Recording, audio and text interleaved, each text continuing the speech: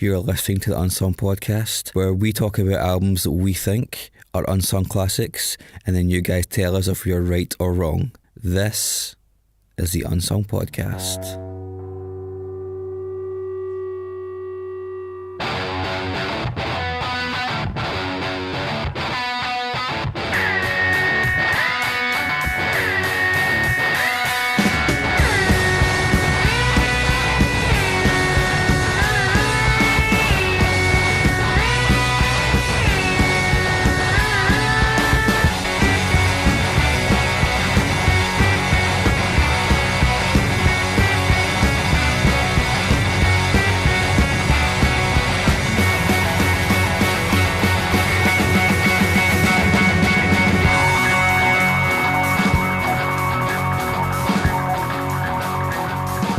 Listening to episode 46 of the Unsung podcast. On last week's episode, we discussed Abyss by Chelsea Wolfe, and the public decided that this record should make it into our discography.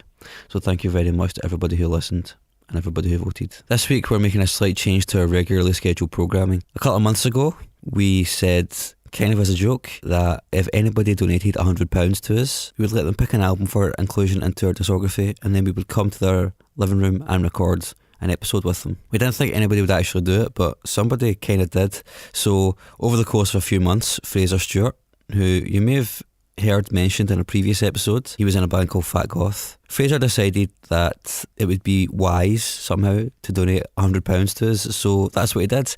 And as a result, he got the grand prize, I guess, the booby prize, I don't know. He got the grand prize, he got the opportunity to pick a record and do an episode with us. So he decided to pick a record called I Am Forever by a band called Traindodge, and it was quite a difficult episode for us because they're quite obscure and there's not a lot of info online about them. But we did it in the end because that's what we do, that's what you listen for. This week it is not Glass Sword by Rusty, it is I Am Forever by Traindodge. We hope you enjoy this one. Tick tick boom. Oh yeah, we're here, motherfuckers. Oh, special occasion. Party streamers, party poppers, just general poppers. Hello. Please have the poppers ready. Hello. Who is it that's listening to this first? Fraser's listening to it. Pretty much Fraser. People like Fraser who have funded the podcast are listening to this and they're hearing how good we treat them. Fraser, how good did we treat you? How good did we treat you? Words cannot describe the level of privilege and good fortune I'm currently experiencing. So yeah, he said under absolutely no duress whatsoever. The hospitality in Glasgow is second to most. Oh, hi, you're listening to the Unsung podcast. I'm your host, Mark Fraser. I'm joined by two men. Who gives a fuck about them? I'm also joined by... You're joined by two boys and one man. One man. We are here. A man with a penchant. Penchant. Oh my god, a man with a penchant. A penchant? A man with a penchant. Fucking hell. Sorry, man folks. with a penchant for essays. You've got a degree in English, don't you? No, Scottish. Doesn't have a degree. Not a degree in French. A penchant. It's Scottish literature, Oh, actually. that's fine. What language do you speak in Dundee, Fraser? Dundonian, can I? So are we allowed to translate that for foreign listeners? Don't Google that. How do the Sri Lankans get on with Dundonian? So would you like to introduce yourself, please? Yeah, sure. My name's Fraser, avid fan of the podcast here. Yeah, general chancer and trying my best to be a nice guy. Man about town. Yeah. So Fraser is a modest man. He's also a uniquely silly man. Because over the last year and a bit, he has donated. He's listened to those little adverts that we do in the middle of our podcast, and that's the bit where you guys all fuck up. Yeah, and go and have your cup of tea. And he has donated to us, and he's donated over £100. So hang on a minute. Is it over 100? No, it is about 100 exactly. Oh, it's exactly 100. What's the exchange rate from Dundonian pounds to? But wait a minute. What is 100? Is that a ton? A ton. Aye, a ton. Right. So what's a monkey?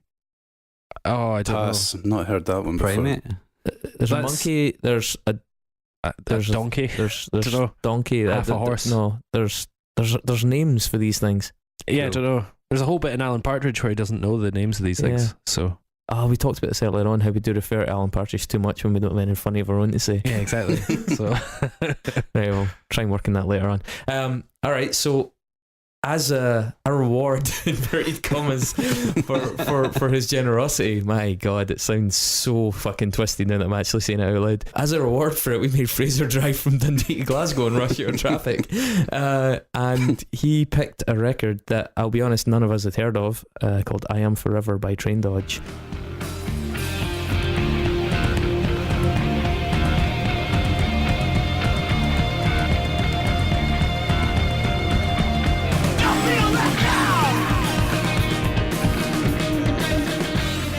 Fraser, Traindodge, what the fuck? Yeah, Who the fuck? I do feel like I need to start off with an apology to yourselves. He's and also basically done nothing but apologise since he got here. God. Well, I don't know. I guess it could kind of be perceived as sort of deliberately awkward and, I don't know, pretentious to kind of choose an album that most people will have never heard of. I was absolutely sure you were going to pick Biffy Clyro. I was hoping you would. I wouldn't deprive you of that pleasure. I'm sure you're chomping at the bit to nominate that. Yeah, I don't know. I had when you asked me to nominate an album, I had a few artists in mind, but the others that I was considering, they've all more or less got a bit of a worldwide following to varying degrees. What were some of the other ones you were thinking about? The band Earth.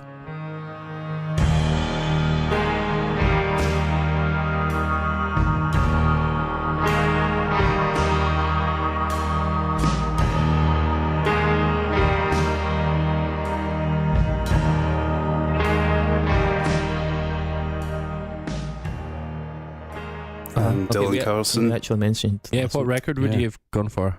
Bees Made Honey in the Lion's Skull. That's on my list to do, so we'll probably get around to that. Nice one. Well, I'm glad I didn't go for that then. And then the other one was also Yellow Magic Orchestra, a Japanese electronic band from like the late 70s through the 80s.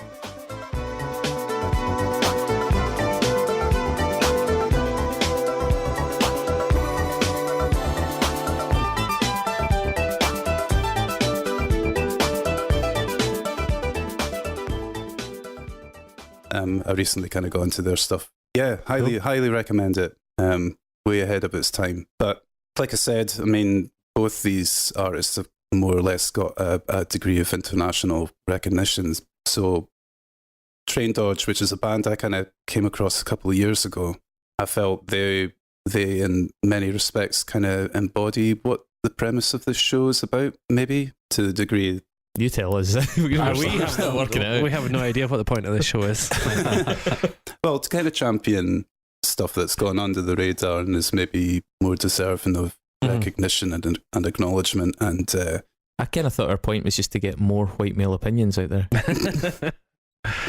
We are succeeding. Well, doing very well there. Yeah, so we brought another one in tonight. But yeah, I've been listening to them for, this particular album I've been listening for a couple of years, but certainly over the course of the summer I was just listening to them more or less exclusively, so I've got a lot of their music for me has a lot of positive connotations, because for the benefit of listeners who don't reside in Scotland, we had a nice summer.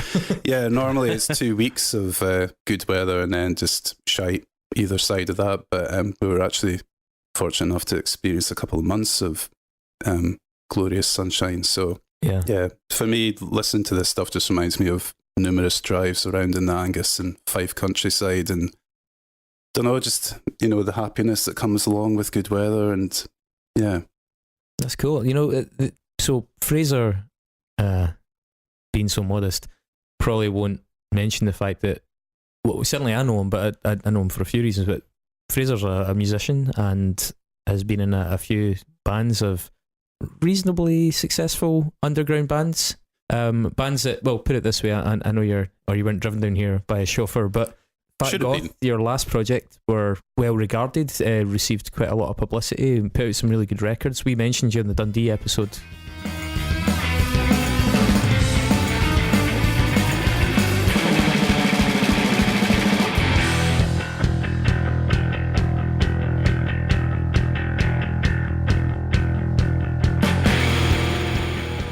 You did. Thank you very much. You're welcome. I mean, that was actually a lot of fun to do that one. And Fat Goth, I hear so many parallels in this band to some of the stuff that you guys do that I assumed this was something that you'd heard sooner. But I suspect that maybe both yourselves and Traindodge, and not just Fat Goth, Thews and Perineum as well. Some of your earlier work, and even in Alamos, there's so many like elements that are present both in the bands that you've been part of and in this band. And I don't know whether or not I'm able to be a bit more objective about that, but even some of the musical decisions this band make, with certain directions to take a vocal, certain points at which to stop a bar prematurely or something, they're actually things I would really identify, not just for you, although you're a bit of a totem here, or you're an avatar really for the Dundonian music vibe in my head, but certainly yourself and other bands from that area. This is actually like a band that I think have a lot of that sound in them, and so you saying that you actually only heard them quite recently is interesting, because you have arrived at a similar place via very different routes, and it's cool that you've found something. I don't even know if you are consciously aware of the fact that there's so many like strong similarities at not points. at all. No, I mean that as a compliment. I would say, yeah, totally. In fact, some of their better moments are moments that I would have quite happily heard in some of your own work and some of the work of some of your peers up in the kind of northeast. It's interesting you say that, because so Traindodge are from Oklahoma, Norman, Oklahoma, a tremendously American name. I wish I was from Norman. But when I first listened to it, I hadn't heard it before, and I felt a lot of parallels with British rock music from the same sort of era. Yeah, I thought they were British when I first heard them. And I just wonder, they've come from a very separate direction, but they have a sort of maybe parallel influences. From bands like maybe like Million Dead and things like that. That's what I heard. So yeah, I agree with that parallel. Sure. How did you find them then? Well, I first became aware of them through Andrew Elsner.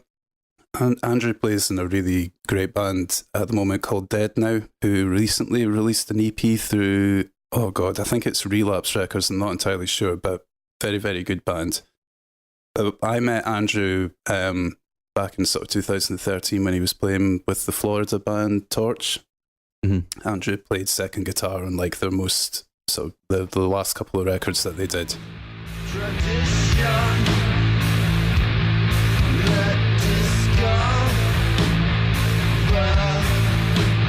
restricted.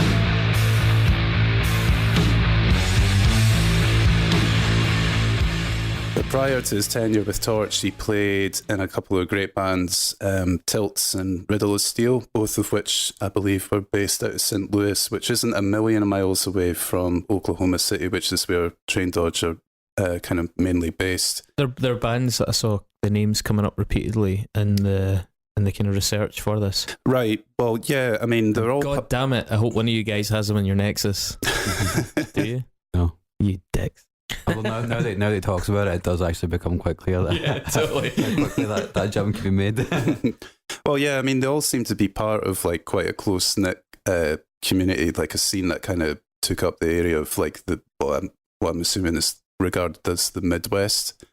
I know from Traindodge, just reading interviews with them, when they first started, there wasn't really a hell of a lot going on where they were situated, so they had to travel up to Kansas City quite a lot just to kind of catch the touring acts, and then eventually they became a part of that scene themselves. Yeah, I saw that they actually had quite a decent following in Kansas City. That was like yeah, I think they were kind of accepted, because I mean they took a lot of influence from the bands that were based there, which I guess we'll kind of get to in a wee bit. But anyway, Andrew playing in his bands, he kind of shared the stage with Traindodge quite a lot, so they kind of became friends. And I think Andrew actually sings on one of their later albums, doing guest vocals. I think it's Supernatural Disasters he appears on.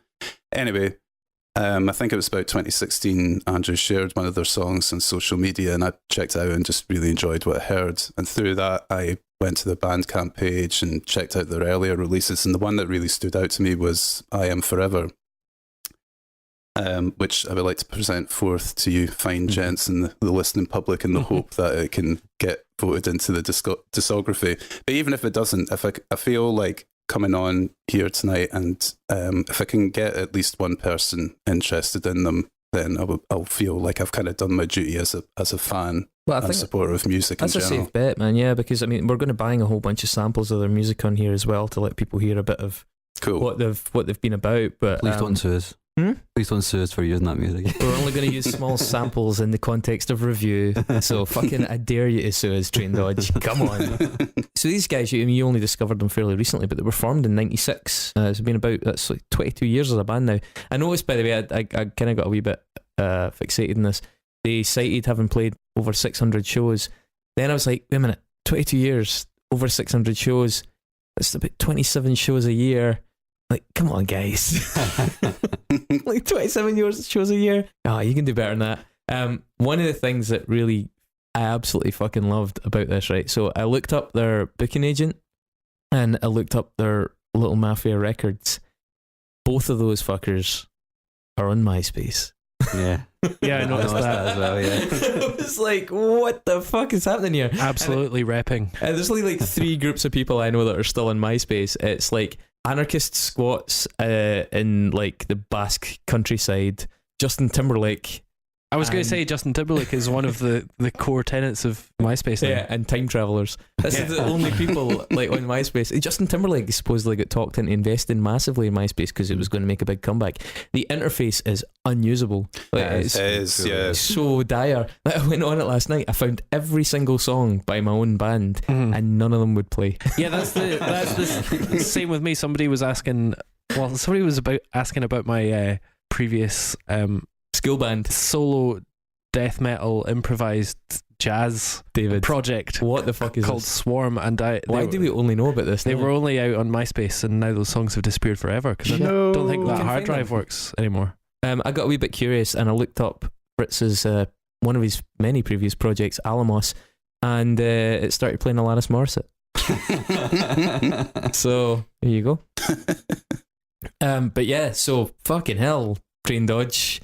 Their current website is powered by Tumblr, so they're slightly more up to date on that. Libtards, eh? Oh, don't get a lot of them in the Midwest. I think Tumblr's SJWs. Yeah, it is where all social issues are now played out. Whereas in pre-internet times, they would take place in academic venues, universities, and coffee shops over decades. They are now played out over single posts on Tumblr in the course of 3 days. New careers are made and destroyed. Yeah, exactly. So it's really interesting. But yeah, so in terms of actually finding out about the band, there's not like a Wikipedia. There's not really, there's not like a Metallum Encyclopedia. Yeah. This is truly the most off the radar band I think we've done. Obscure, that's the word. Yeah, I'm too tired for words today. Band with 6 albums and 4 EPs and I think it's 600 plus shows in their career. So it was reading a lot of interviews was really my main avenue there. There's not much on their Facebook page, but managed to kind of glean some facts from a few interviews. They admitted to having tried various things to different degrees of success across their career. So that sounds beautifully vague there. No, but that's interesting though, because they're a band that started off. Their influences are they wear them on their sleeve. There's like Fugazi, Jawbox.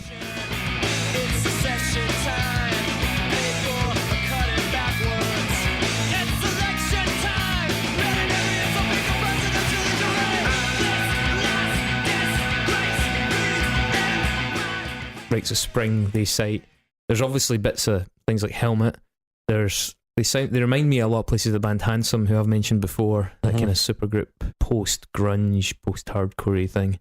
I actually repeatedly through their back catalogue hear chunks of the band Blue Tip, who did stuff in Discord.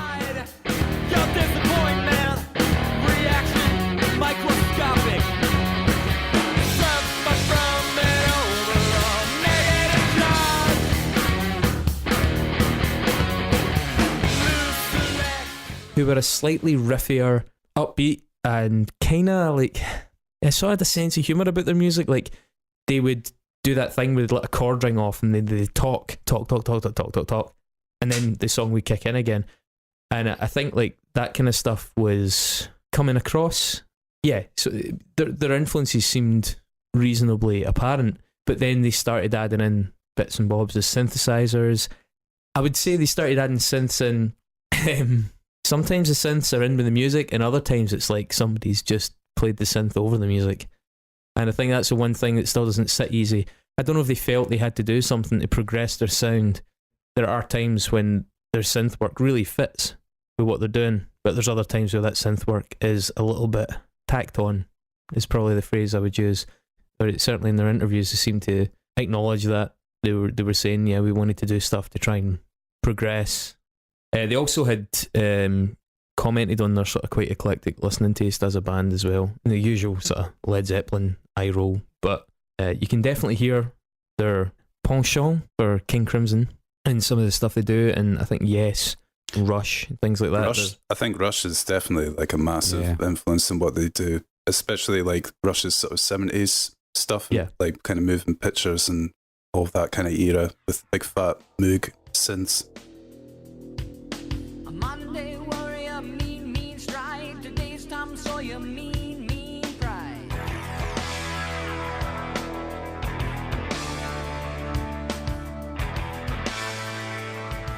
That was the first thing that hit me when I started listening to I Am Forever. It was the Rush kind of feel. I mean, for me, that's like the thing that I really enjoy about them the most. It's like coming from a post-hardcore punk rock background, like I say, sort of Fugazi, Washington DC, Discord influenced stuff, but then mixed in with the melodic sensibilities and I suppose the dexterity of prog rock minus the pretentiousness. I don't know, I love it. Absolutely love it. I think. Like, how did you rate them as players, man?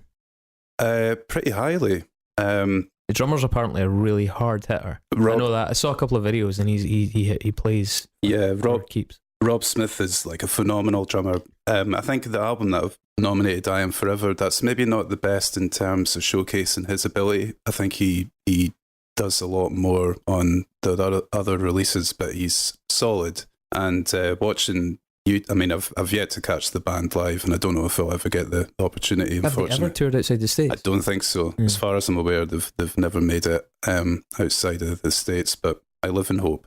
Supernatural Disasters from 2013, that had a sort of slightly more mathy approach, I felt.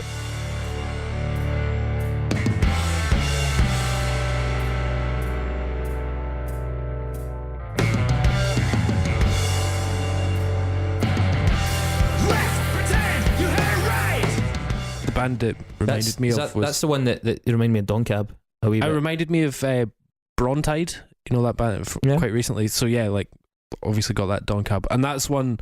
That record, I really enjoyed that record because it really pushed their playing, I thought, and the drummer there really sort of shone. Yeah, I was going to say, like, some of the YouTube clips that you can see of them performing live, he doesn't do it all the time just because the man's not an octopus, but some of their songs, Rob will play the drums one-handed and he'll reach over and play like a small MIDI keyboard that's set up to his left-hand side to play like specific lines. And just reading interviews with him, he doesn't put a lot of emphasis on it. He says it's kind of quite easy to pull off, but from an audience perspective, it's pretty badass. It's like Geddy Lee plays drums or something, you know? Yeah, it made me wonder about how the synth would be used live, because he's credited as being the synth player as well, and there's a couple of songs on all the records actually where there's like 2 or 3 different synth parts at once. So how does that work live? I always wondered that. Well, David was mentioning Supernatural Disasters, which followed I Am Forever.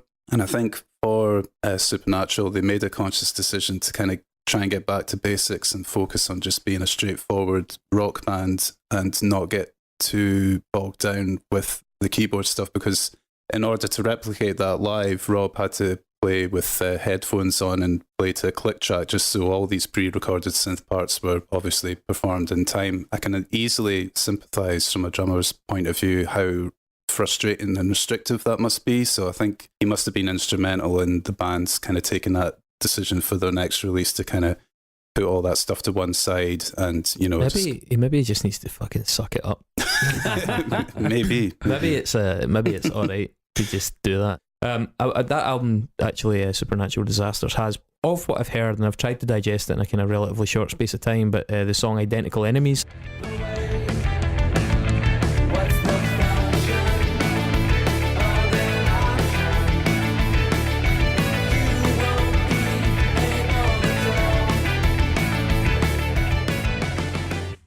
Thought it was a really, really standout tune. Yeah, that's my favourite from that one as well. Yeah. I mean, I have to say with that album in particular, I'm a massive fan of the latter half of their discography. Once they start kind of expanding upon their sound and including more sort of synth elements and electronic stuff, that's what really resonates deeply with me.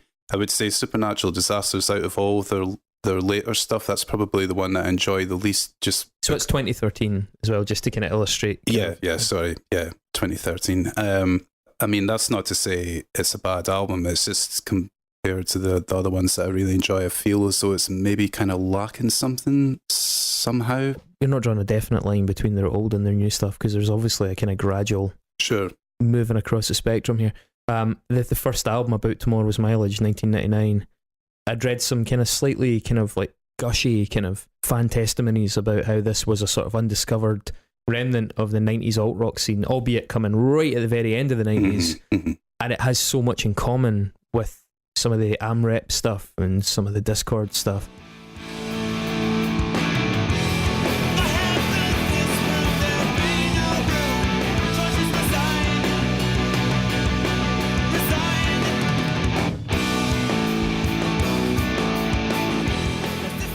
I didn't find it a particularly inspired record. I mean, I think it a lot of the times it sounded like Jawbox or Blue Tip by Numbers.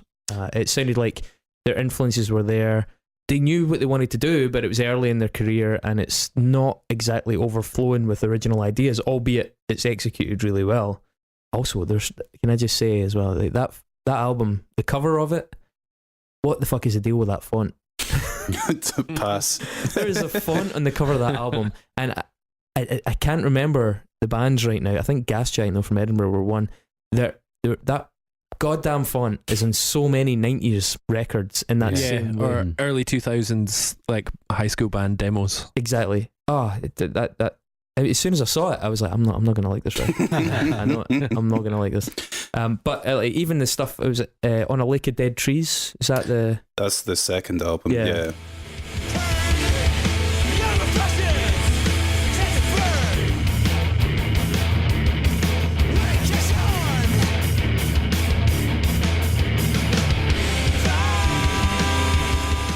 Yeah, I mean, I'm in full agreement with you. The first couple albums from them, they are like highly accomplished, and I find it difficult not to kind of applaud the proficiency of. Yeah, exactly. But I find both of those albums, when I'm listening to them, I'm enjoying it.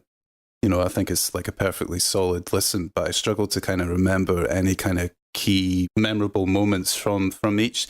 I would say On a Lake of Dead Trees is a little bit more adventurous in terms of experimentation regarding like song structure and especially dynamics as well. I mean, there's some interesting timings on it as well. Yeah.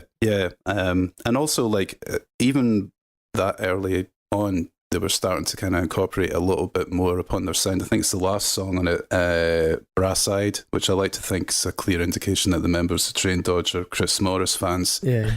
Who can tell? But there's some like sort of weird synth stuff at the end of that, and like a weird kind of robot effect on the vocals as well that kind of comes out of nowhere. Is that the one that's got that on it?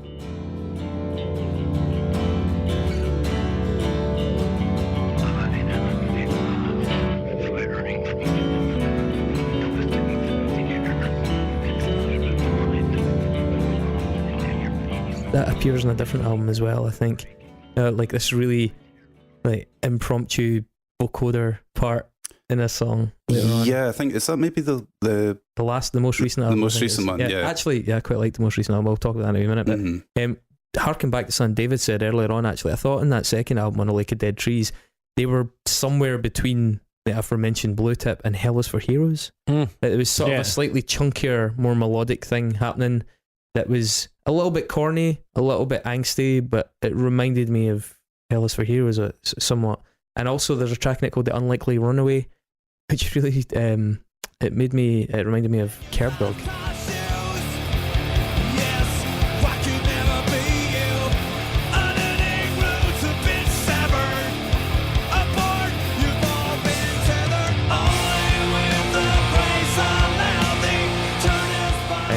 Yeah, I remember them. Again, yeah, and became Wilt.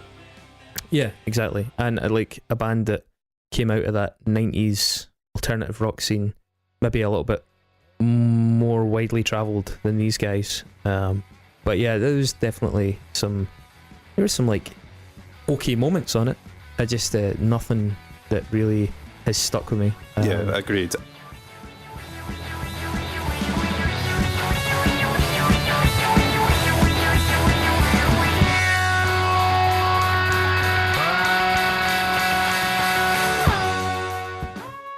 Hey peeps, sorry to disturb you at this crucial time in this thrilling episode. We're going to take advantage of the fact that Fraser is here, and as our current head donator and the only person as yet to be allowed to, what would we call it, curate an episode? Yeah. Fraser can testify as to the importance of his donations and donations like them, because we have sellotaped a condenser mic to a broken mic stand and asked him not to move on a creaky chair. Fraser, do you want to tell the people in your own words? Yeah, that's not a word of a lie there. I've been presented with questionable equipment, and I'm kind of used to more professional surroundings, but We are all just as the Lord made us, Fraser, don't feel bad. yeah, I guess so. Yeah. Have you had any champagne since you got here? No, nothing. Any Nothing. snacks offered? No, not even a glass of council juice. Is that heater even on? No, I don't believe so. I am actually fucking freezing. Yeah, I noticed you put your I jacket put on. my jumper on, it's fine. So really, what we're trying to say is when you donate to the podcast, we are able to use it for domain hosting, things like that come out of our pockets, but we're also able to use it to buy equipment. And since we hope to be doing a few more interviews, including people like Fraser, funders, backers, but also a couple of musical folks that we have in mind. Unfortunately, we don't currently have the technology to do that because we need to get another good microphone, another set of headphones, that kind of stuff. So we really appreciate any donations. It lets us buy that and do it properly, because we don't want to give you some half-assed thing, because we've been doing that for long enough. So please go to unsungpod.net/donate and give what you see as a fair price, perhaps per episode, or if you can't be bothered doing that on a regular basis, just work out how many you've listened to and give us a quid for each one, perhaps. For anyone else that can't be bothered doing that, 'cause to be honest, most people can afford it, they just can't be arsed, and that's fine, I get that, I'm the same. Please, when the episode goes up, link it, tag it, get other people involved, because we have noticed that we had a slight increase since people started doing that in some of the downloads, and it's really helpful to get the word out, and especially for albums like the one we covered today, because one thing covering Nine Inch Nails when people know who it is and you're kind of taking a weird hipster glance at one of their alternative albums or whatever, but when you're taking a band that deserves more attention, it's nice to get a bigger audience to do that justice, and we'd love to be able to do that more often. For bands that have completely flown under the radar and deserve a little bit more coverage. So if you help and tag and we get the listenership up, then we're able to help those bands a bit and maybe get them a few more sales here or there, and that's really nice. Fraser, any parting words? Amen to that. Amen, Beautifully brother. said.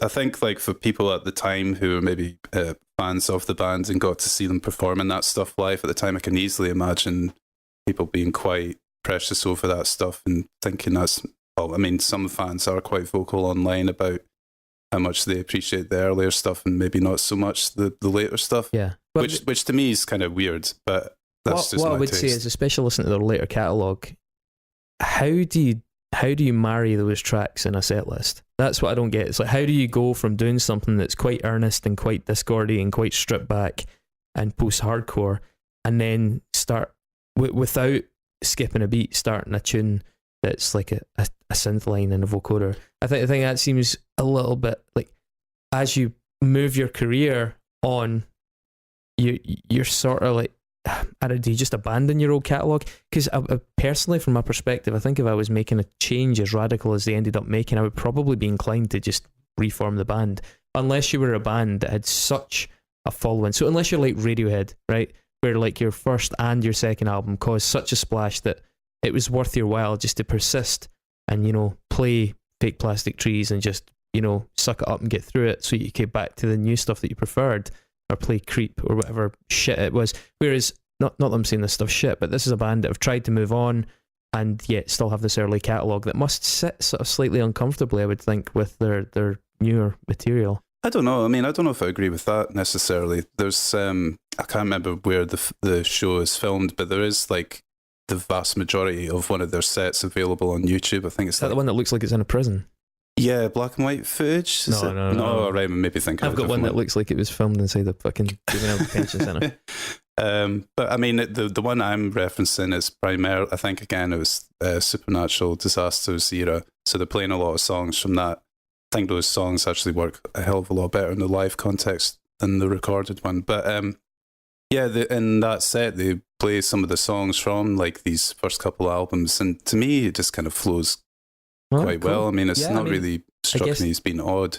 I think, like most bands that have been going for that length of time, their main focus is on what have you been doing recently. So that's always the stuff that they're kind of pushing forward, you know, the most recent material, and then they'll maybe kind of throw in one or two offerings from their back catalogue. But with that amount of music available to them, they can kind of pick and choose, and I wouldn't be surprised if like a bit of consideration goes into the set list in terms of what older songs of ours are going to kind of work with what we're doing. You what know, are the fan favourites? Talking of fan favourites as well, I read a couple of kind of quite lengthy articles and one interview that was almost entirely focused on the next album, The Truth, the 2004 record.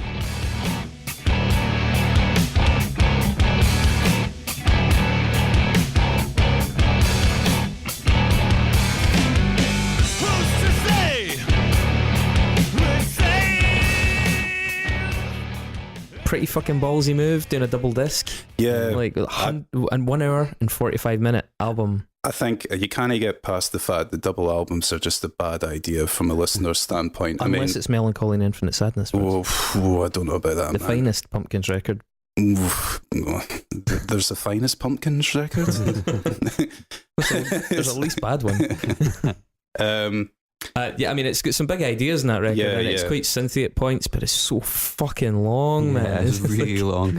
I think, well, funnily enough, I mean, we'll kind of talk about The Truth a wee bit more, but I remember reading an interview with Jason in relation to that, and they kind of said, you know, we spent so long, well, they had acquired by that point a second guitar player, and they wanted everybody's input to kind of go into the next release. So I think the fact that another pair of hands was kind of contributing to the writing, that's maybe why they ended up with such a huge body of work for that release. But with the following album, Wolves made a conscious decision to try and get their point across in 40 minutes or less, and if they couldn't do that, then they were maybe doing something wrong. That album is definitely much more stripped back. Yeah, I noticed that. Sorry, on you go. No, just with The Truth, I noticed that there was you're talking about the Don Cab vibes. There's a track called Failure as an Orphan that starts really well and has that total Don Cab feel to it.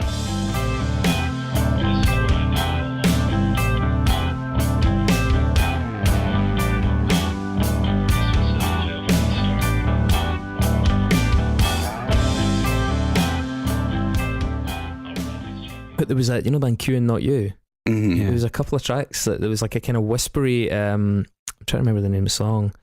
I think that's maybe Dealing with a Liar. Dealing with a Liar. Yeah. That vocal, there was a little element of that reminded me of the band Q and Not You, where they were starting to kind of spread their wings a wee bit and try something like a little bit different.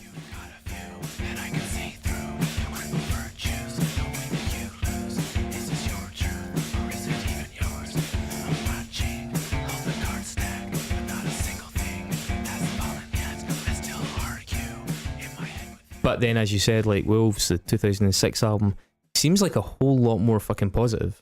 Yeah, overall. absolutely. Like, one of the things that I absolutely love about this band, and I suppose kind of speaking from a personal standpoint, I've spent like 20 years listening to primarily rock music, and most of it is kind of negatively charged, like kind of angry, pissed off, nasty sounding, Or at very best, like quite sort of cynical. Yeah, cynical. Yeah, absolutely. So to kind of hear something that is of such a high caliber, but comes from, or at least it's positively charged, for me, it's just such a refreshing thing. And it was noticeably distinct in their catalogue for its like really optimistic feel.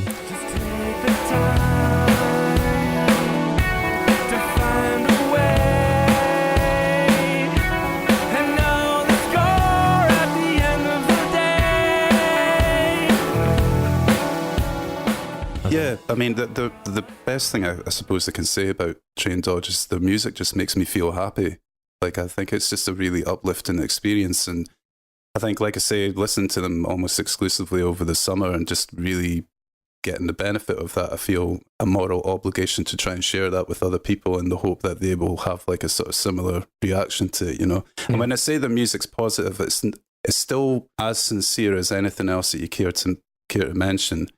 But it's not positive in that it's relying upon a gimmick or, you know, comedic tropes or anything like that. It's just the way they go about constructing their chord structures and, just the generally way it's delivered. I mean, it's never about... I feel it's honest. It's very honest music. It doesn't feel, at least in this record, I thought it certainly didn't feel contrived.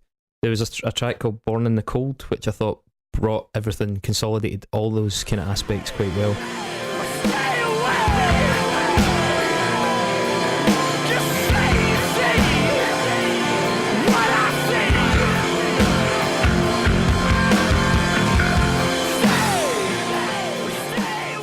There's also a track called Twice I Lost. Yeah, I think it's Twice As Lost. I think there's maybe a typo when somewhere. Right, okay. Possibly. I'm not entirely sure. But that was the one where I really noticed that kind of Rush thing coming through in a big way. Yeah, I mean, that particular track, there's no guitars or conventional drums. It's just all electronic based. So yeah, again, another example of the band kind of expanding their sonic palette. And I love that song, man. It just kind of reeks of 80s and 90s sort of nostalgia for me. Yeah.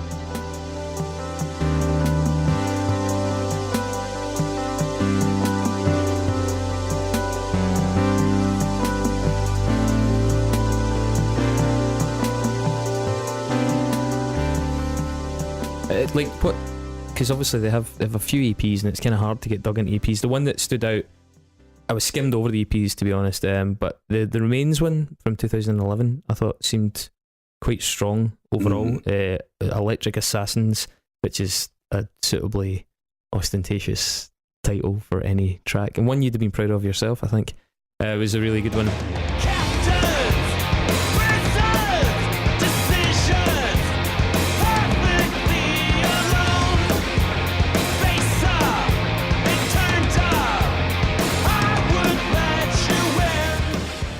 The vibe in it, just that EP hit seemed to have a really nice balance. I don't know if you have much of that stuff, if you get involved in much of that stuff. I think it's a wee bit more obscure. Yeah. For an already obscure band. Yeah. I think, I mean, their EPs, I think with regards to the earlier stuff when they were all about being a sort of emo post-hardcore band, I think the EPs served that stuff better, just for me personally, because I feel as though that kind of music, a little bit of that kind of goes a long way with me. So I prefer to kind of hear it in a shorter context rather than the full-length album. Remains, which came after I Am Forever and was recorded by the same guy, John Congleton. I think that's just like a really, really nice sort of companion piece to go along with the album. Obviously, it's like its own separate thing, but I think the two complement each other really well. So there's the record itself and a couple more, but it seemed ambitious, but we thought we should really try and do a Nexus for this as well. Yes. And I think, am I those right? who haven't Did we all listened- manage? For those who haven't listened before, the Nexus is when we try and link Dave Grohl to whatever artist we're doing in as few or as many links as possible. Because he is the single most ubiquitous figure in pop culture in the world today. He gets about. And for a band that has no Wikipedia, this has proved a challenge for us all. Did everybody get one? Because I got two. I got one. My second one's better but more tenuous. I've got one, but I'd like to start backwards. What does that mean? I'm going to start around? at Dave.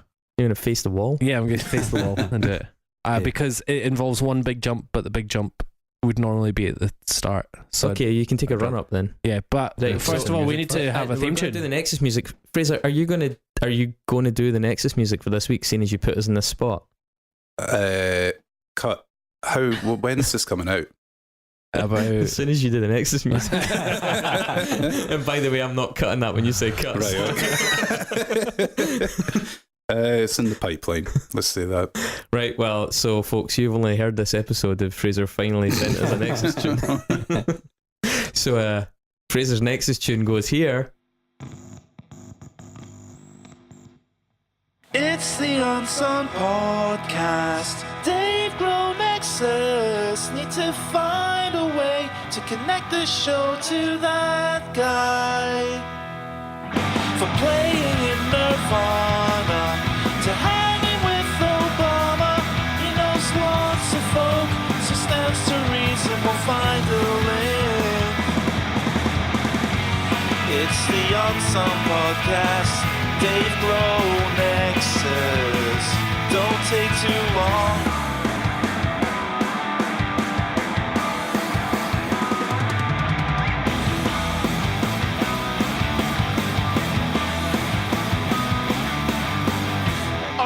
guys ready? Are you ready? Here we go.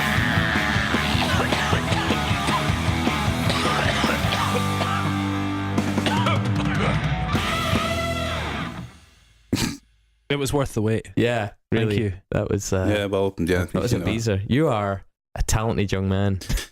Well, you do what you can. So who's going first in this one? Dave wants to go first. I'll go first just because it's tenuous to say the least. So Dave Grohl didn't play drums.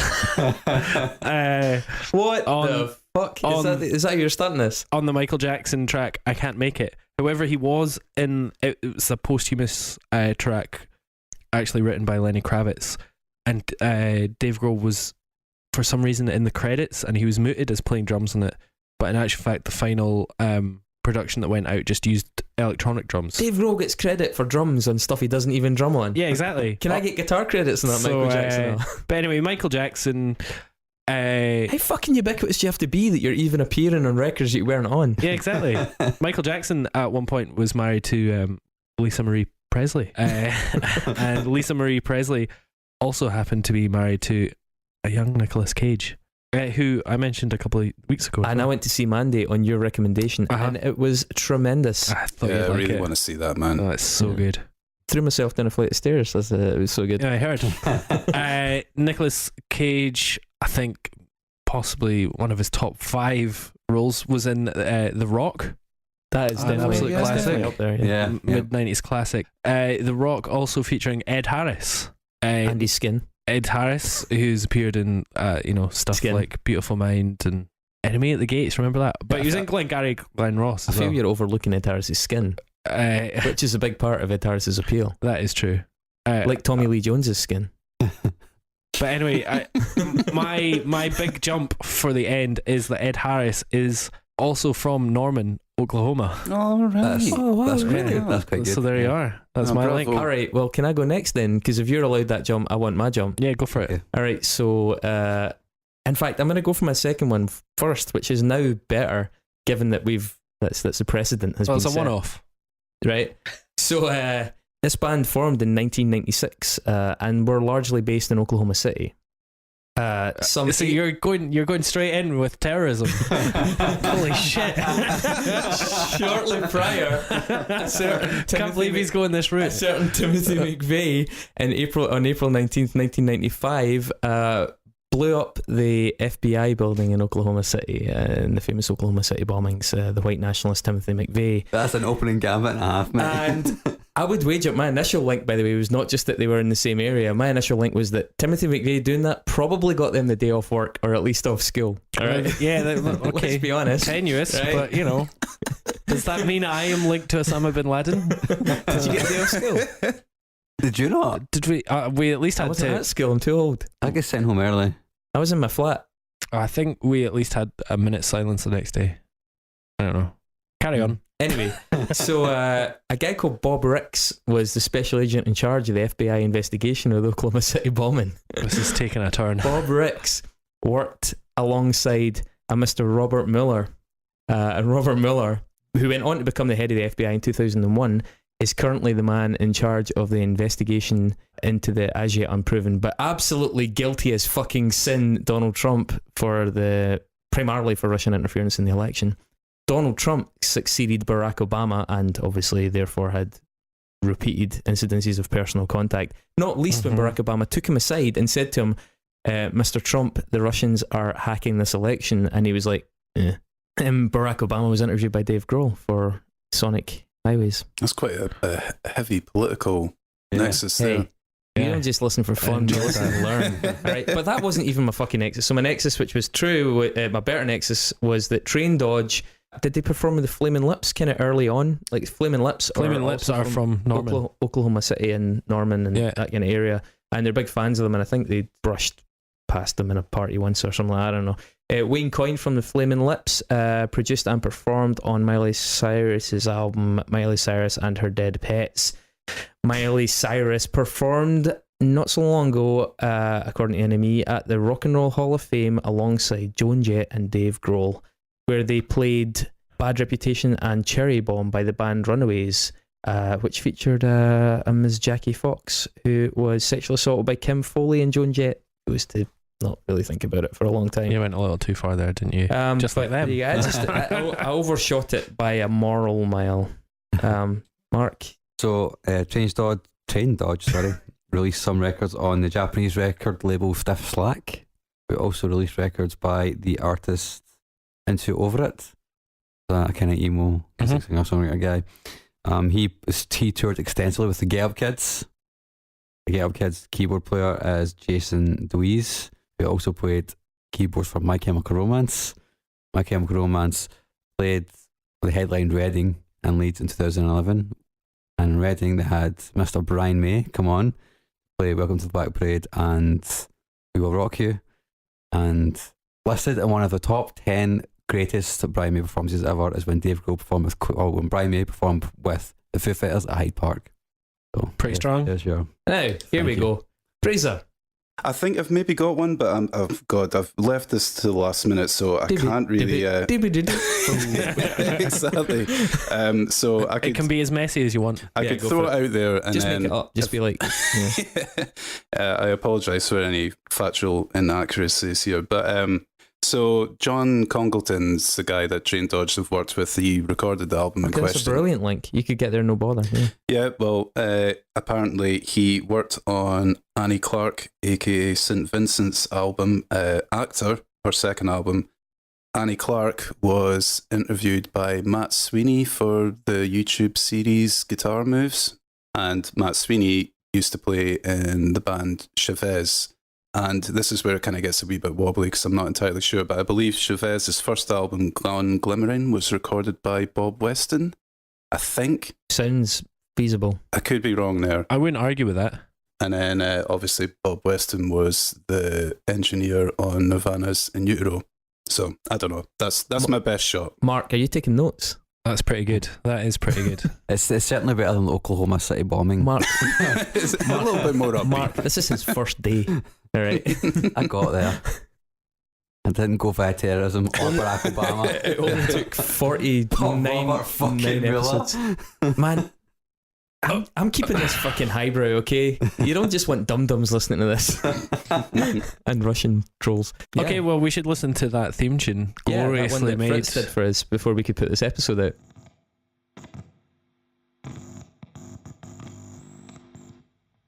It's the Unsung Podcast. Dave Grohl Nexus. Need to find a way to connect the show to that guy.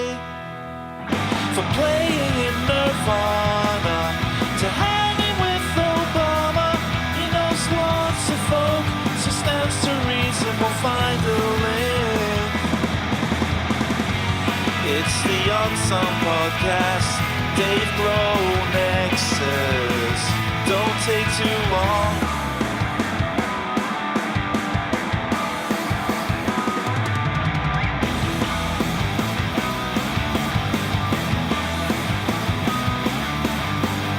All right, you guys ready? Are you ready? Here we go.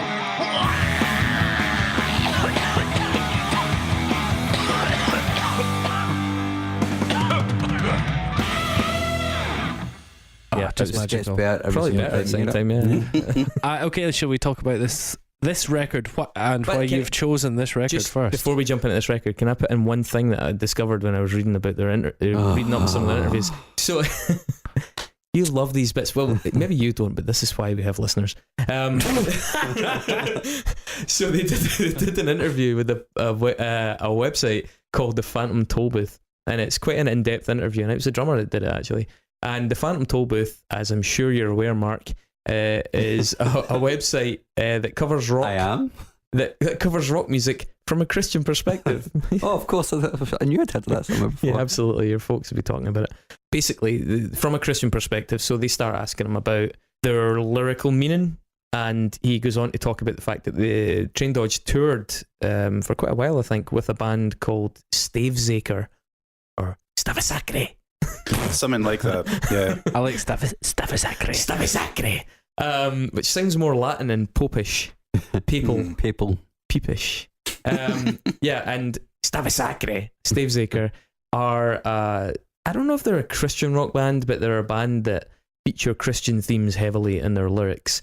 And so when they were touring, they had a lot of Christian audiences in the American Midwest especially, which is weird because this whole thing made me consider that, where that's just normal. Yeah. You know, where you're touring gigs and rather than being like, oh my God, we played a gig last month where the band were Christian and everybody's like, what? These guys are like, that's the most mundane thing. Yeah, most people are Christian. Yeah, so I can't get my head around that. But yeah, so, and he was describing the fact that when they were playing with this band, the kids were going nuts for them and they were really excited. And then after the show, they got this awesome reception from these kids who were like really into the tunes, racing up to the merch stand. They said the merch stand was mobbed. And without fail, the kids would ask them, oh, what are you singing about? What is this about? What are you guys like? What branch of... I think they were just looking for validation that it's okay for them to like them, Yeah, providing the band exactly. say, yeah, we're practicing Christians. But of Exactly, course- and the band were like, well, you know, there's a lot of lessons that a lot of messages in our music that we think are of value to everybody, but we're not Christian. And he was like, and they just put the money in their pockets and turned around and walked away every fucking time. He was like, they had these busy, every night, it's like these busy desks, and then the people were just like, what? It must just be such a like unbelievably frustrating experience. Yeah, having to go that's through exactly that, that's you what know? he described. And he actually, like, because they were asking, and he obviously bearing in mind he's talking to an ostensibly Christian website about this. And the guy who's interviewing him makes this incredibly like Poindexter joke, like push your glasses up your nose, where he goes, "Oh, did they rip the Book of Esther out of the Bible because it doesn't mention God?" Wah, wah, wah. Fucking hell. But basically, again, I think I'm pretty sure it's a drummer that was doing the interview, and he's describing how he was really kind of infuriated that that people would be into a band, really enthused by the music, and then just turn away because of the lack of adherence to their own beliefs. And I was like, at first I was like, yeah man, fuck's sake, fucking weirdos. But then I was like, well, put the shoe on the other foot. If I went to see a band and they were pretty killer, and then I went up to speak to them and they were ardently Christian and their record was all Christian messages, I'm going to be perfectly honest, I would put the money back in my pocket and turn the fuck around as well. I suppose, yeah. And so I was like trying to kind of see it through that lens and be like, I don't believe in any of that mad shit. So I don't want to try and emotionally connect with it. Just trying to be magnanimous and maybe put myself in their shoes. I don't know. What would you guys do? I mean, would you be put off something if you found out it had like some intense... I guess it all depends down on the listener. I mean, I have to say, I when I'm listening to music, lyrics tend to be like the thing that I have the least interest in.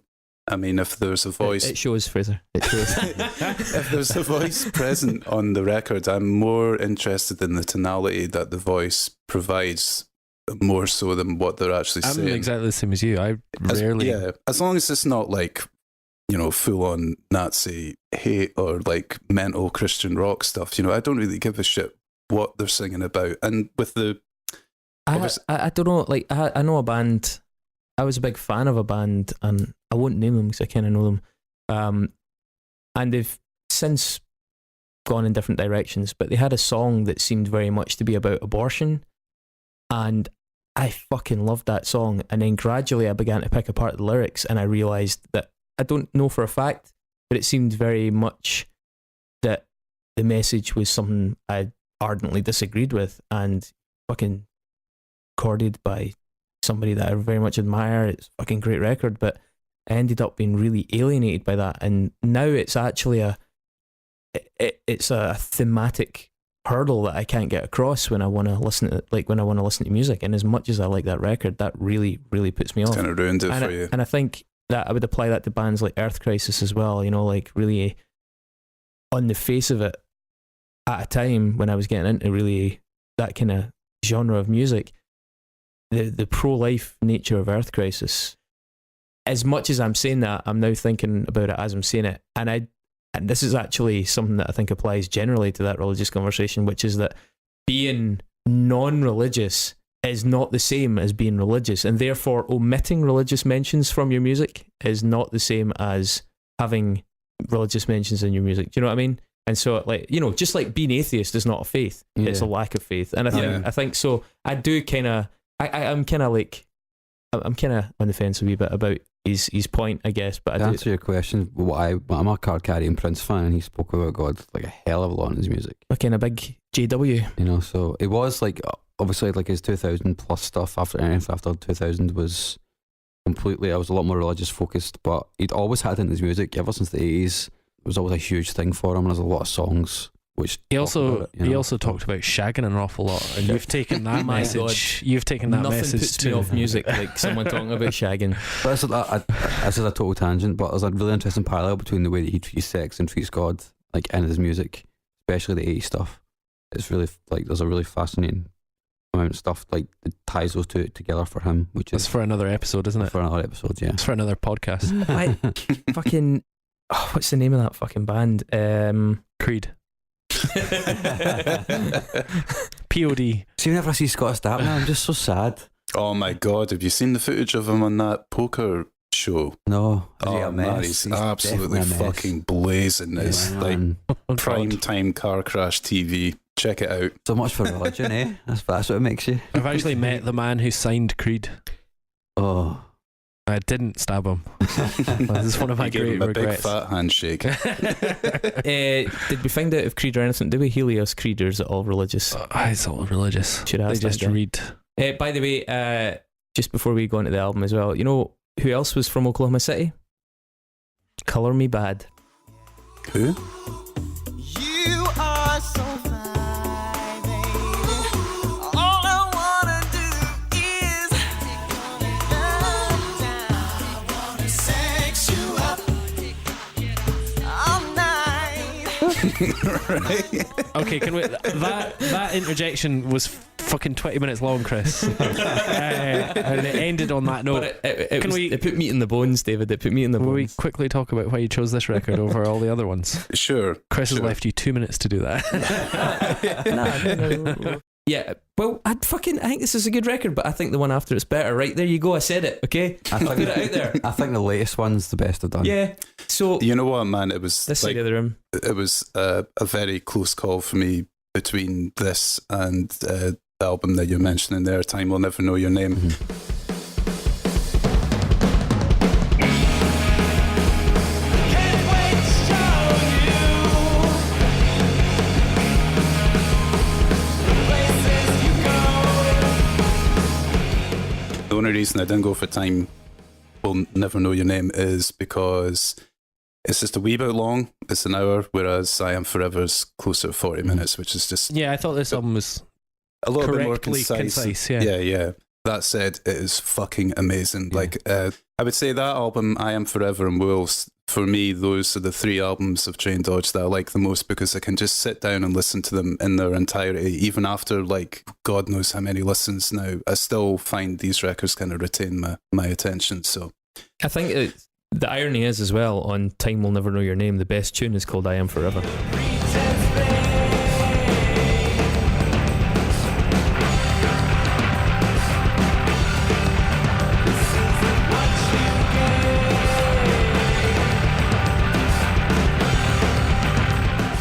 Yeah, I noticed that. yeah, interesting. which is pretty cool. There's a track called Remember to Forget, which I thought was pretty interesting, the synthy one. Mhm. And also When the Floods Freeze has a couple of really great riffs in it, like some really Definitely. Is that Yeah. track Mhm. 4?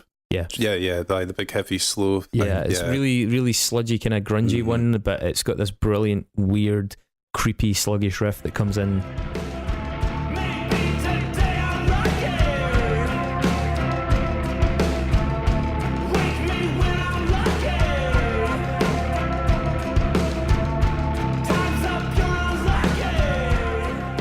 I think they get the balance a lot. I think they get it right on that between the synths and everything else on that record. Yeah, absolutely. I think that album is like a perfect blend between the sort of ethereal, expansive, sort of astral kind of themes of I Am Forever, and then it's merging it with the sort of straightforward heavy rock of supernatural disasters.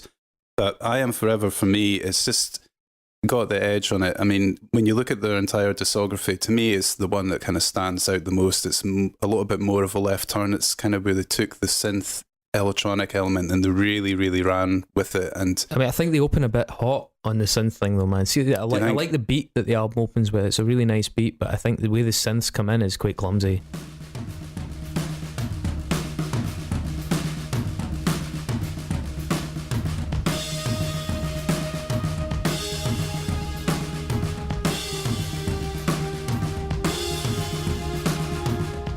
on that Is one. that one of the ones that you were meaning? You feel as if the keys are kind of being tacked on? sort of Yeah, thing? it just is something a bit raw and a bit ill-considered about it. It doesn't feel like a natural integration of it.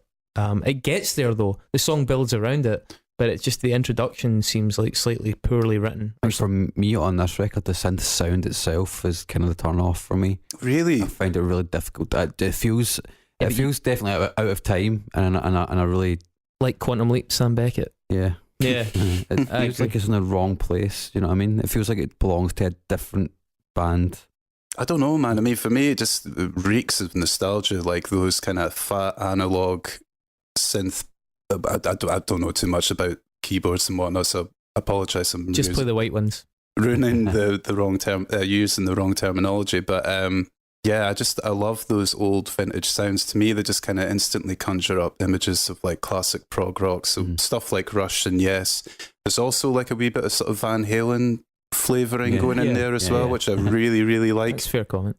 Quite a lot of the bands that Traindodge were associated with, like Riddle of Steel and a few others that we've mentioned, they all kind of shared that enthusiasm for old classic orientated rock music and old prog, and a number of these guys are all diehard Van Halen fans. Van Halen's maybe a band that's never really kind of made its mark over here to a degree, I suppose. It's weird because Van Halen were like a fucking arena rock band. I in know the they were States. fucking huge, like unbelievably massive, but for whatever reason, they never really kind of took off over here. But Because we had Def Leppard.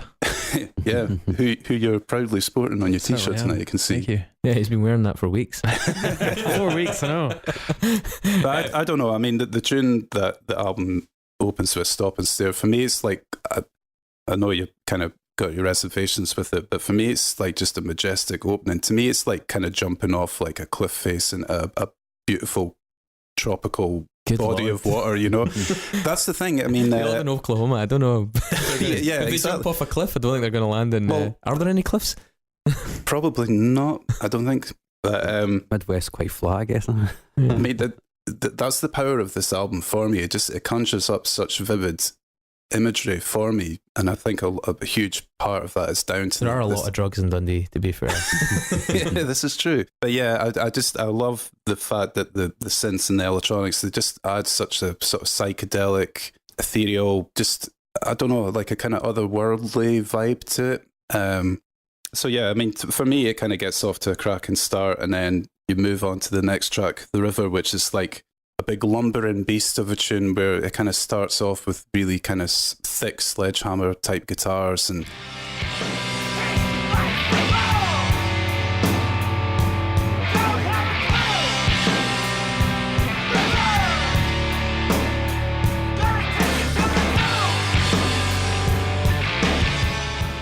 for lack of a better term, and I know you'll hate this, Chris, but like proper sort of John Bonham sensibilities to the drumming, just really rock steady. And The kick pedal's squeaky, you mean?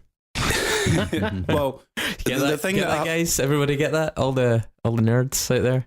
Yeah. Good. Just slipping that one in. I mean, I just I found the perfect meme for Chris, actually. Oh, I'll show it to you for all or later. about? I'll post it on the internet Uh-oh. for you. Okay. And it's to do with you and Led Zeppelin, and just in general. You know that with that, I love the title The River because it's an image and a theme that has been used by so many people, from the legendary Richard Marx to people like Nick Cave, but it's used to such good effect. It's got a really murder ballad kind of vibe to it when people talk about the river, and it's also like heritage wise. There's so many good bands, especially alternative rock bands. There was a band from Glasgow called Fighting Red Adair who aren't a billion miles away from these guys, who had a great song called The River.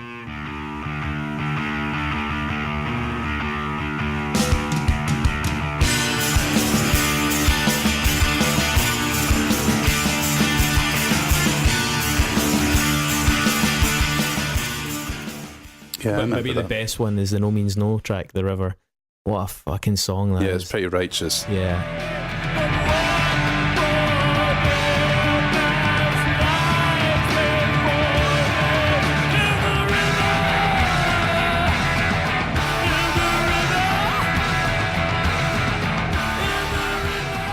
And I think, like, I warm to that that name straight away. It's weird, even though it's been used multiple times. It always seems like a kind of badge of quality if you're going to call your song The River. It's like, yeah. And do you approve of this? I think it's decent. Yeah. I really, it's not up there with No Means No's The River though. It's a totally different a thing. monster song. I mean, the thing I love about it the most is you've kind of got this beautiful interlude at the end of the song that, you know, it could be seen as, well, I mean, taken from Traindodge, it could be mistaken for like some sort of beautiful wee segment in like a Yes album or like a Rush thing, just this really kind of ornate, beautiful, pretty section that I don't know.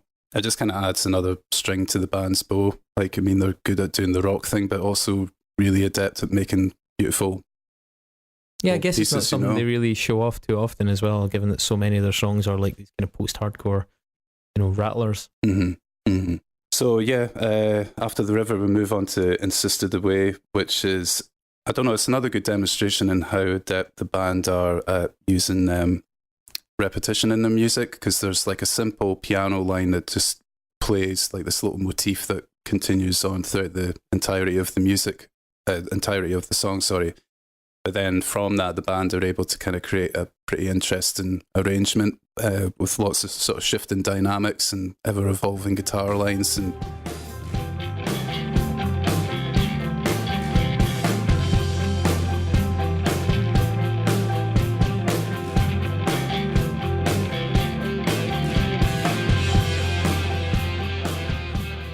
I thought that was one of the cheeriest ones, and another one that kind of reminded me of Blue Tip. I know I've said that a lot with them. They're heavier than Blue Tip, you know, they're chunkier than Blue Tip, but they have a lot of the same qualities, which is no bad thing. That was one that stood out, actually. I thought it was quite strong.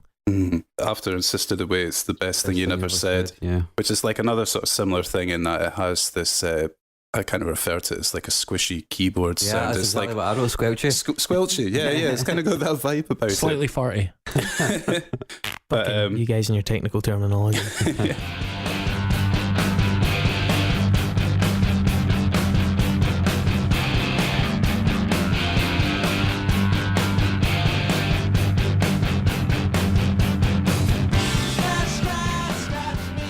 But yeah, it's got that little motif going throughout, and as a result, the song's kind of got like almost a new wave kind of flavour to it, I found. Yeah, I would say it's got a kind of post-punky kind of vocal. Definitely. Yeah. Yeah, kind of. They mixed up the vocals a bit more in this album as well. Is it the same person singing? Yeah, Jason Smith does all the singing. Really? Because like that track I mentioned, if I pass you on the street, the singing on it felt really different. It almost reminded me a bit of the band Codeine at points. There was something really kind of lazy and sort of subdued in the singing. It was quite. You know, Yeah, it reminded that particular tune. It reminds me a lot of the Joe Lally sung Bugatti moments, like this kind of the weird sort of textured, kind of more reserved tunes than like End Hits and The Argument, like those kind of more.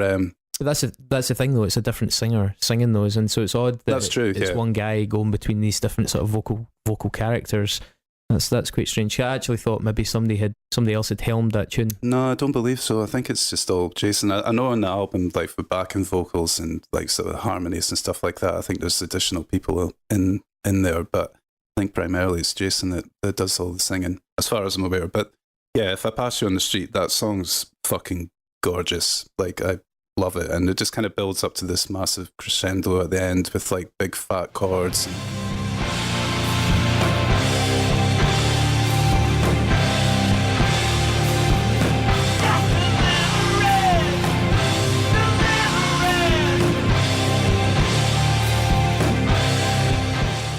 I don't know, it's a good way, if you're listening on vinyl, that's the way side A ends, and I don't know, I think it's like a nice sort of first half of the album. And then we move on to Towers in the Rain after that, which is, again, it's kind of got... Quite a pretentious title, let's be honest. Yeah. Yeah, it's up there. Well, like it starts off with sort of harmonised piano lines, machine-like drums, simplistic guitar lines, and a touch more in terms of melodic vocals.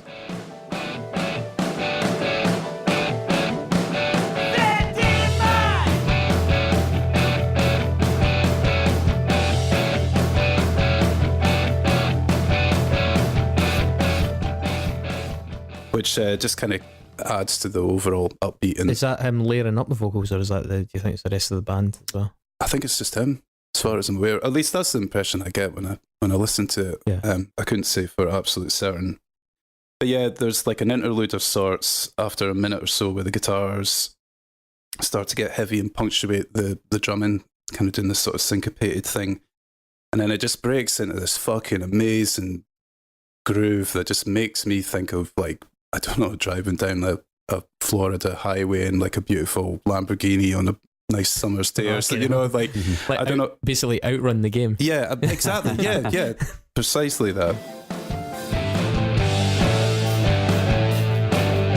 With conditions you can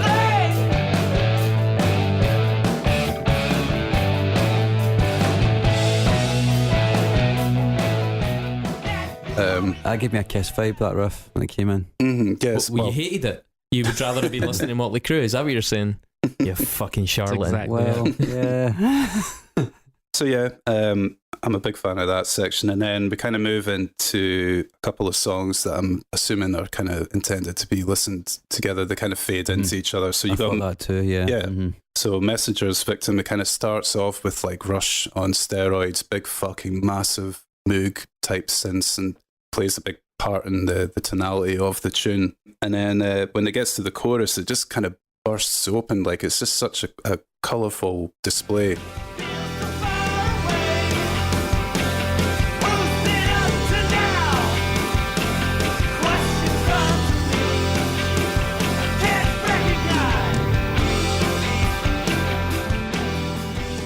Big chiming guitars and lower registered piano and sort of beautiful delayed guitar leads going over the top of it.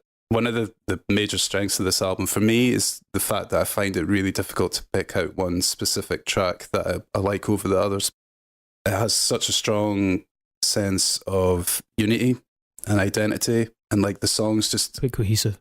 yeah, the songs complement each other so well. I think the track listing's just impeccable on this thing. For me, it's just got such a strong flow. It's such a hard part of doing an album as well. It's one thing writing a good batch of songs. It's another thing putting them, sequencing them in a way that does them justice. Yeah. I think it's the more we've delved into albums on this, the more that's become apparent that it's like, you know, this is a great batch of songs. This tune would have been astonishing first. This one would have worked better last. This song is great and it's hidden because it's surrounded by dross. I think one of the times I've kind of noticed that the most was in the AFI album Burials, where I spoke about that Greater Than 84 song, which is like buried right at the end of the album, and for me is the best thing they've ever written. And I think like it's interesting when bands have that objectivity or that good sense to do what seems like justice by the songs they've written and get them in the right order, get them, and also leave out the stuff they don't need to leave out, because as you said, it's a bit shorter. You know, it's that's no small part of the excellence of an album. Like, really writing a clutch of songs is only a bit of it if you want people to listen to the full thing. Although we live, I suppose, in an age where listening to the full thing is really not necessarily the end game. Now it's so fragmented and broken down into like constituent parts by. But I think I mean, that's a whole different conversation. I think there's different groups of people that consume music in different ways. Well, these guys are ostensibly a 90s band, and it seems like they're still abiding by those older standards. And I think there's still a lot of listeners that buy records, buy vinyls, even buy CDs still, and listen to an album the whole way through. Yeah. It does seem as well like the vinyl thing was considered, as you said, with track 5 of Apache on the Street. It's a fitting ending to the side of a record, and you hear that going back and listen to albums that originally came out in vinyl and are now on CD. You're like, oh shit, yeah, that would have been the end that of that. consideration was taken into account. Yeah, and that's really interesting. Even like going back to like Butthole Surfers and stuff like that. I wish I'd actually analysed it through that lens of like, that's a wacky tune, but that's a wacky tune because that was a start of track side 2, and yeah, it's an interesting dynamic. Yeah, getting back to the album, I would say As I Convinced the World, the penultimate track, that's probably my favourite moment on the whole album.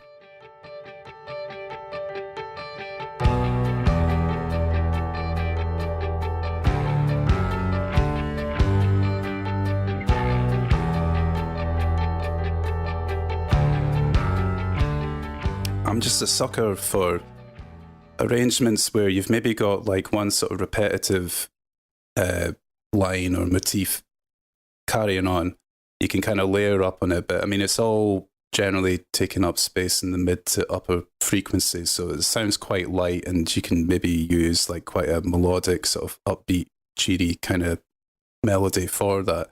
But then underneath, you have all these super heavy bass, lower register chords or notes that are maybe not necessarily what you would expect to hear if you were to hear the upper register stuff on its own. It kind of adds like a wee bit of a surprise there. Yeah.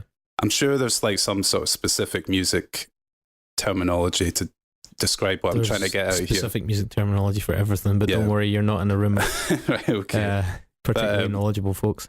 Yeah, I mean, this tune... We're kind of pretenders. We really are. we're fucking fudging it. Yeah, this tune kind of represents that for me. And like Rob Smith's drumming at the end of it is just fucking outstanding. I mean, one of the things Beast about this... mode, I think is what Beast they say mode, these yeah. days. Yeah.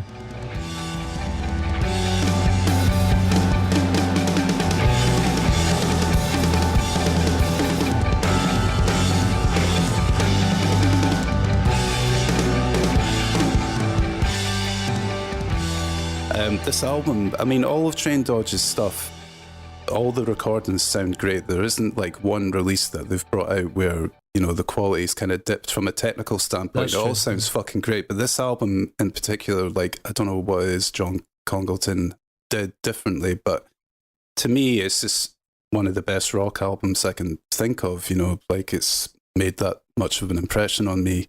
Yeah, phenomenal. Excellent. In my opinion. And then the album comes to an end with Midnight Sun, which is a bit of an epic of sorts, kind of starting off with a classic rock orientated riff and, you know, a lot of emphasis on the dynamics. So it kind of fades out, like starts off quiet, kind of roars for this sort of chorus section and kind of goes like that for a wave. Time calls the shot.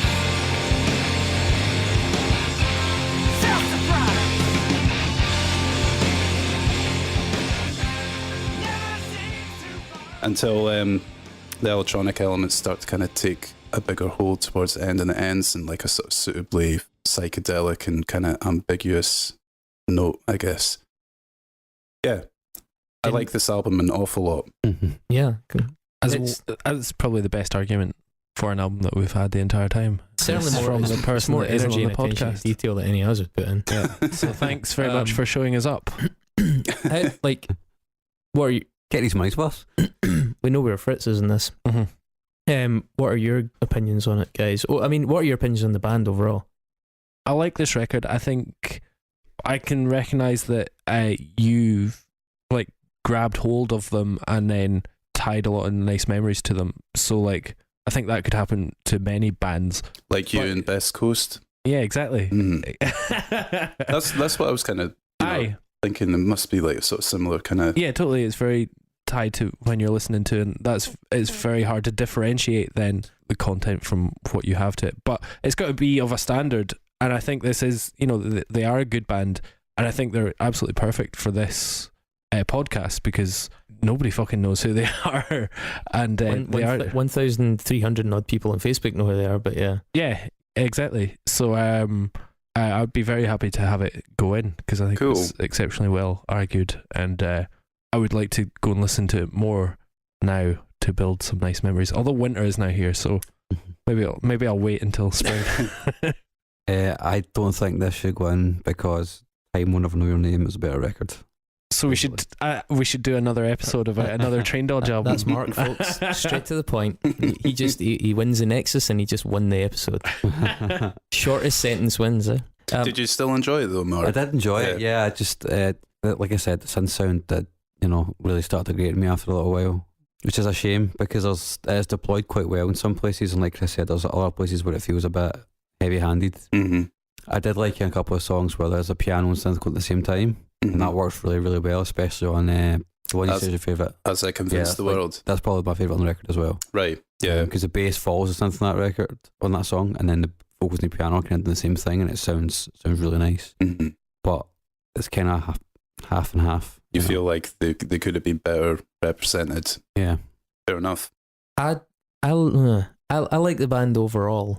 I actually thought David would like them because when I listened to them, it reminds me of, first of all, a lot of things that me and David have in common musically, and there's an honesty and a directness to the songwriting. I also think some of the musical decisions are quite in line with stuff that you've told me you liked, and when I was listening to it, like I said, things popping into my head like Brit rock stuff. Yeah, it was like, oh, okay, yeah, I think Dave's going to dig this. I didn't know if Mark would like it, albeit there's some suitably chunky bits and some nice ideas, and I think like the blue tip stuff I thought would be more your bag. I could really tell why you liked it, and I was surprised to find that it's something you came across so late, because I think, as I said, I feel you've reached a lot of the same decisions as this band, or at least have worked in parallel, and I think some of their best moments are reminiscent of some of your moments as well, and I mean that as a compliment. I don't think their worst moments are reminiscent of yours. I don't think you'd be so heavy-handed with synths, for example. I think that's distinctly their indulgence, and I think it works about half the time. This album is good. I don't think it's outstanding. I also prefer the album that came after it, and I feel like scattered around the earlier works, there are some really, really good moments. I do think you could put together a fucking wonderful best of, or a genuinely wonderful best of, not even just try to be patronising here. They have written some excellent bits of music, but I think there's a lot of, like, in the same way as you have like indie landfill, I think there's a lot of alt rock landfill in here. I think there's a lot of, I mean, I can't blame them, like working it out as you go, like recording the album and then looking in hindsight and being like, oh, that kind of worked, that kind of didn't work. I think The Truth is it is very guilty of that. It's like so massive. It's such a glut. It's like when you eat too many chips and you get that weird feeling in your throat, you're trying to swallow it. It's like, that's never happened. Agreed, man. But I've literally never eaten too many chips. So, but I do that. So I do like it, and I agree with David. I think they are the absolute ideal candidate for this podcast. I'm just conflicted in terms of the album itself. I don't think it's a classic. I don't think it's an unsung classic. I think the more recent one's a lot closer. Albeit the band itself is exactly the kind of band I want to shine a light on. And don't get me wrong, there are some legendary bands that have never had defining albums. I mean, Butthole Surfers, as famous as they are, struggle to have a defining album. So it's not a condemnation of your band. It's just, for some people, things all come together in one isolated package, and that, to me, is what makes a classic album. I think, like, if you're doing a podcast on classic bands, or unsung classic bands, then this would be an unsung band that really is like, wow, man, this band, they're doing stuff really well, and kind of out on their own as well in the Midwest, when they could well have been fucking killing it in Chicago, for example. And been going for 22 years at what is arguably like a sort of hobby type level. I mean, that in itself I find difficult not to kind of... What I found interesting was like their progression from record to record is more natural, because it's not like they're dealing with success from their previous record. Yeah, exactly. Every record they do is just what they're trying out. Yeah, they're free from that burden of expectation. I do remaining feel true like to themselves, yeah. Which is, a sort of cursed compliment, to be able to do that. But on the flip of that, I do feel like I wonder what would have happened to this band had they got themselves under the noses of Amphetamine Reptile, or had they got themselves under the noses of, I don't know, like one of this, like Touch and Go or Kill Rock Stars or somebody. Matador. Yeah, I suppose. So somebody that would just polish them up a bit, or like maybe give them like some nods as to, like, guys, maybe don't put that one on. Not that those labels haven't released filler as well, but that's kind of a feeling, and I want to be even-handed about it. I'm really impressed with the band. I'm just not sure that any of the individual records really nails it. But fuck it, man. If that means you go and get all the records and then pick and choose the stuff you like, all the better. Yeah, totally, man. I mean, I have to say, I'm delighted you guys have all, to kind of varying degrees, enjoyed it, because I was a bit worried that I was, putting forth something that everybody would probably might end up hating or whatever. But it's no Biffy Clyro, but it's certainly. But like I said at the start, I mean, if I can get at least one person kind of heavily into it and enjoying it in the same way that I have, then I guess it's like kind of mission accomplished. All right, fuckers, if you listened to any of Traindodge as a result of this podcast, please post below so that Fraser can finally sleep at night without night terrors and fucking sleep apnea or whatever the fuck it is that afflicts people in Dundee when they're going cold turkey because they had to drive down to Glasgow for 4 hours and couldn't get their hit. Right?